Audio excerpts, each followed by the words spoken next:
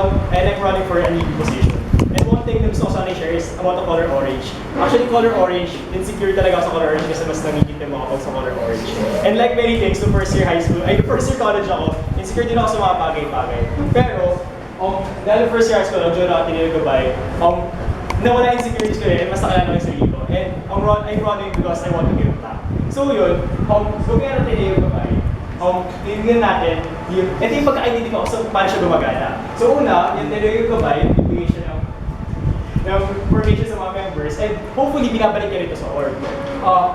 Habang sa pagbibigay ng formation na yun, naiintindihan ko rin na through them, natatranslate din ito sa other sectors as graphics and scholars. So kung gano'n ka natin ang members natin, nais ko na sa platform na may purpose ko na pagtuunan ng pansin natin ay yung mga members.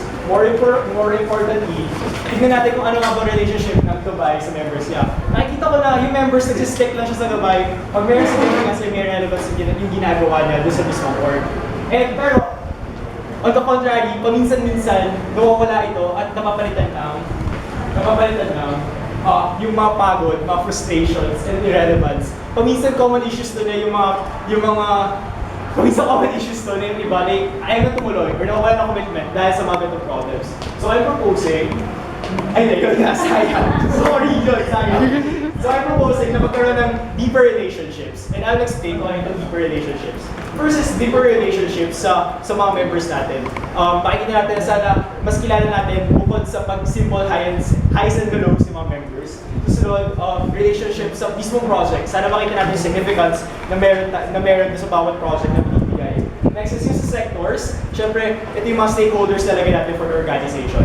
And last is, yung sa mismong organization natin na nag-hold nung mga sinasabi ko yun. So hopefully, pag tinignan natin yung mga deeper relationship, mas malalim ang pagtanaw natin sa mga bagay na to, ma-highlight natin again yung significance and relevance sa mag-bring back sa mga members. Hopefully rin mawawala or mabawasan yung issues natin sa mga pagod, irrelevance, and mga frustrations. Pero paano natin ito gagawin? Paano yung concrete ways kung paano siya ma-execute? So naisip ko na isa lang, and this is emotional investment. Although madami tayong pwedeng gawing improvements sa systems and madaming bagong pwedeng introduce, nakita ko na sana dito tayo mag-tap.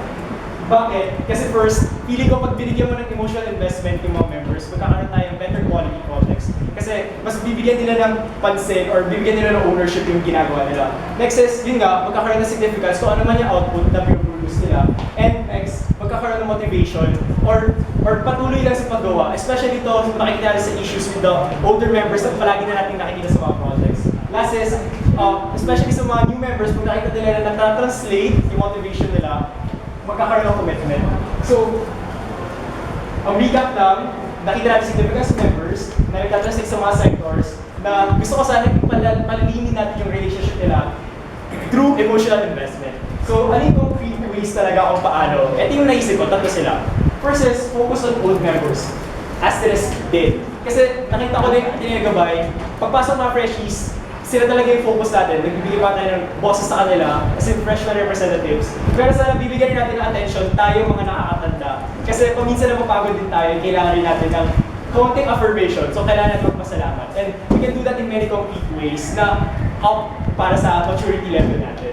Next na nakita is support system for project heads. Kung bakit project heads yung gusto ko i-target for support system, currently meron ng systems na yung SecGen na mayroong Facebook group tungkol sa project heads that really supported us, project heads, tungkol sa pagbibigay ng technical details.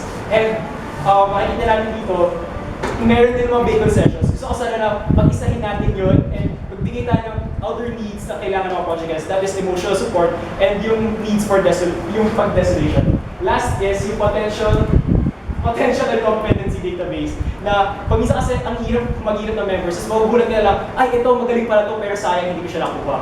So sana maayos natin to and sana maging open siya for all. Last point ko na lang, sa color orange, dati insecure ako sa color orange, pero dahil sa tinry ko by sabi ko, mas naging confident ako. Pero yun nga lang, ang wish ko sana is through emotional investment natin and yung concrete ways na gusto kong ipinapropose, sana mas palalimin natin.